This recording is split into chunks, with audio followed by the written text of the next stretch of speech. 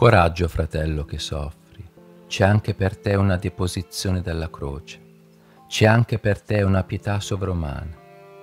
Ecco già una mano forata che schioda dal legno, la tua. Coraggio, mancano pochi istanti alle 3 del tuo pomeriggio.